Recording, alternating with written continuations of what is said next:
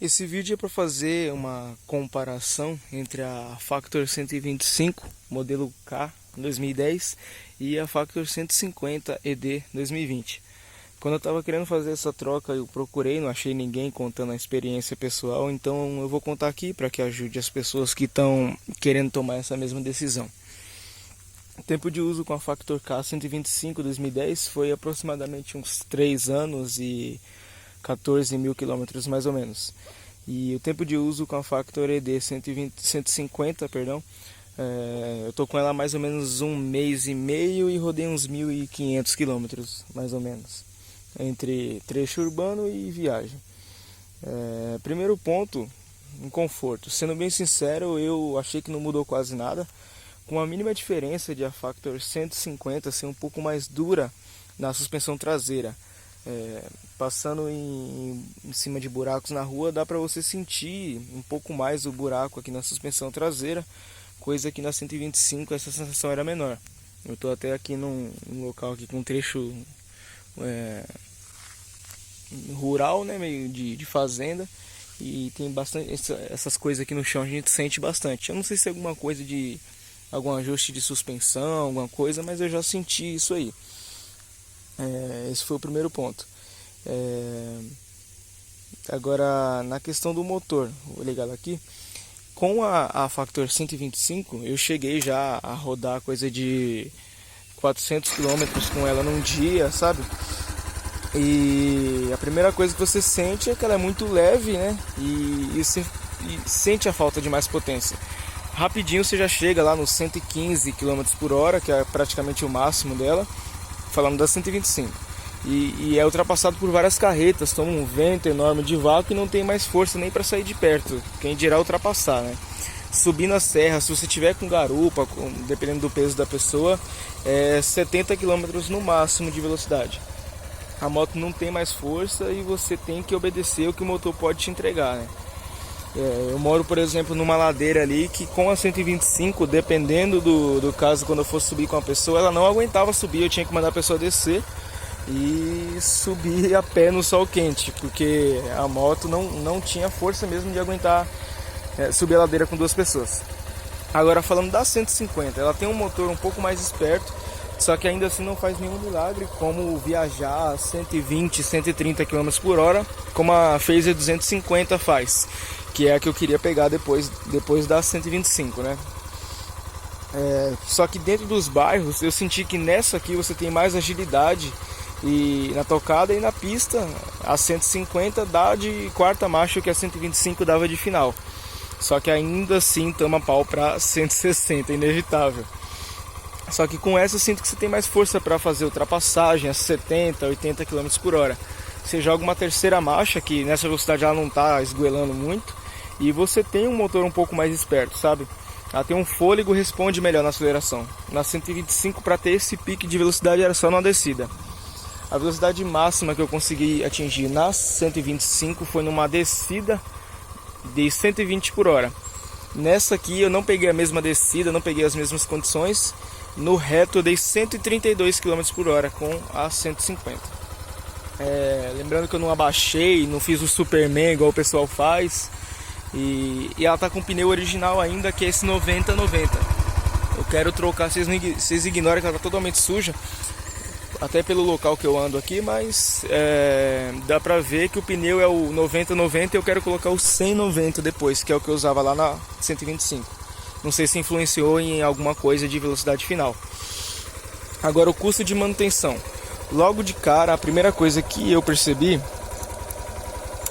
é que essa aqui exige que você troque o filtro junto com óleo, coisa que na 125 isso não existia, né? Era só 1 litro de óleo e marcha na boneca. Eu tinha um motor com 122 mil quilômetros na 125, perfeito. No geral é tudo a mesma coisa, né? Tirando a carenagem no caso de queda, que eu imagino que essa aqui seja um pouco mais cara.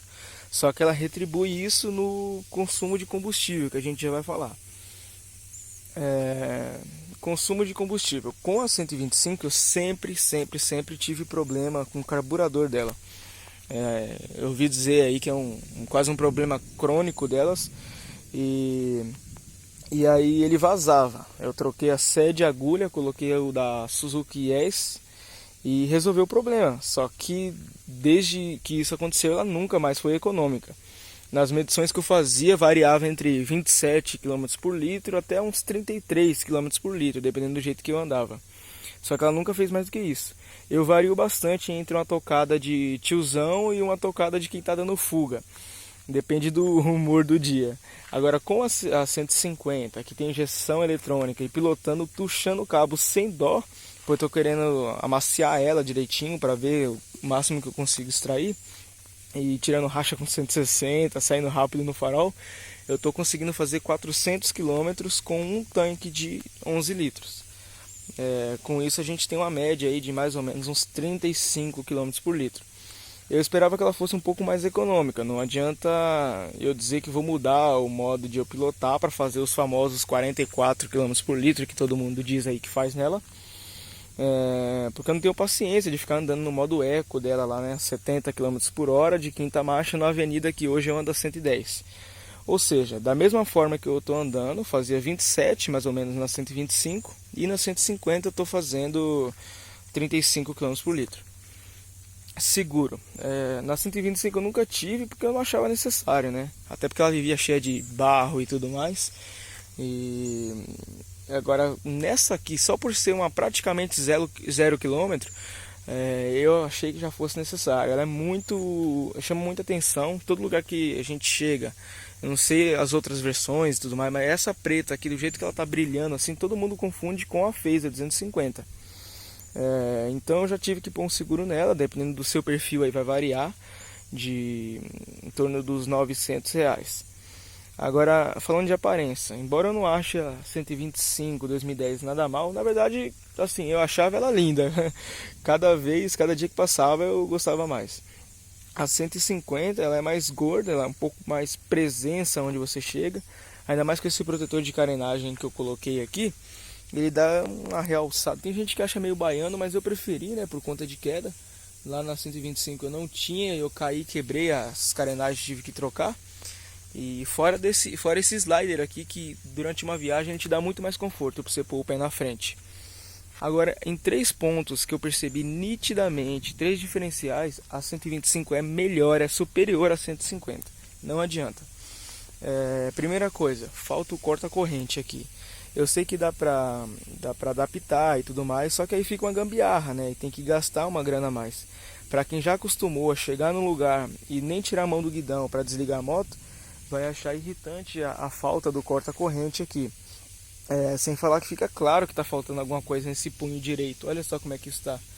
O outro tem os botões aqui, né? O lampejador de farol, farol alto, farol baixo, a buzina, e aqui fica só um plástico sem nada. Segundo ponto, a 150 2020, essa aqui não tem o lugar onde colocar o capacete. Na outra, na 125, tinha uma lateral aqui, uma travinha aqui que ela abria, e eu deixava o capacete aqui amarrado na moto, seguro totalmente. Era com a mesma chave da moto que eu tirava, liberava isso aqui, e aí eu já ia com as mãos abanando para qualquer lugar. Agora aqui, se tiver, eu não vi ainda, eu olhei ela bem direitinho, não achei onde tem, e eu preciso terminar que vai chover. E eu não achei onde tem essa trava aí. Então eu já achei um diferencial também que faltou. Em terceiro ponto, a 150 2020 tem um pezinho extremamente alto. Dependendo do lugar que você vai parar, você não consegue deixar a moto de um jeito seguro. Eu não sei o que os engenheiros estavam pensando, porque na 125 eu achava o pezinho baixo demais. E ao invés deles entrarem num meio termo, eles deixaram aqui alto demais. Dependendo do lugar que você tiver, se não tiver um reto ou praticamente reto, você não consegue parar a moto. Se você for parar na ladeira, sua moto vai cair, como já aconteceu. Ainda bem que eu já coloquei o protetor, já bateu aqui. E não fez nada com a carenagem da moto, mas ela tomba sim, porque ela é extremamente alta, esse pezinho. Aqui dá um desconto que é meio que o chão tá molhado, ela deu uma abafada, ela deu uma abaixada. Mas mesmo assim você nota que a moto tá bem pezinha mesmo. Se for numa ladeira, esquece, você não vai conseguir deixar a moto parada. Então, de conclusão, a troca vale a pena. Porém, se o seu uso não for como o meu, que eu pretendo usar a moto para ir e voltar do trabalho, e eu trabalho a 60 quilômetros da minha casa, então dá 120 de ida e volta, e eu pensei na economia, eu recomendo logo você ir para a Phaser 250, que você consegue, pelo mesmo valor dessa moto aqui, você pega até uma 2015, uma Phaser 250, entre aspas, pouco rodada. Imagina aí que entre 30, 40, 50 ou 60 mil quilômetros, e com motor bem mais potente, né? Porém, tenha em mente que todos os gastos serão praticamente dobrados. Eu peguei essa aqui pensando na economia e para pegar uma motinha mais completa, né? A outra não tinha as rodas de liga leve, não tinha a partida elétrica, eu ficava batendo o pezinho nela. Eu ainda fico com aquela mentalidade de que é muito dinheiro, 9 ou 10 mil para uma motinha pequenininha assim, de baixa cilindrada, né? Pensando no custo-benefício, a 125 é mais negócio. Você acha uma inteira hoje por 3 ou 4 mil, ou pelo menos achava, né, na época, antes dessa pandemia louca. Enquanto essa aqui, 0 km, está chegando nos 13 mil reais já. E para achar essa aqui foi uma luta.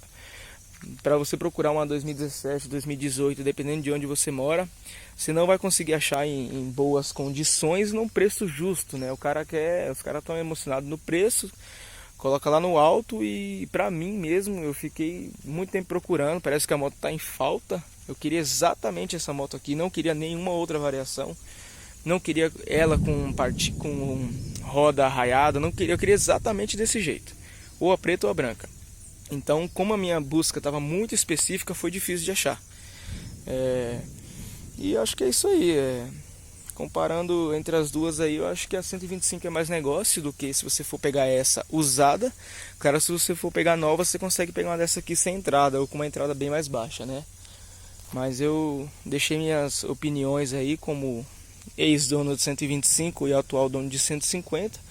E lembrando que eu peguei essa aqui também pensando que a qualquer momento eu posso trocar por uma Phaser 250 sem voltar R$1, né? Porque o valor dela é um valor bem alto. E eu gostaria que vocês deixassem aí nos comentários suas opiniões pessoais também sobre o que vocês têm a dizer sobre as motos. Beleza? Então é isso aí. Se ficou alguma dúvida, pode mandar aí, pode deixar nos comentários que eu vou responder. Valeu!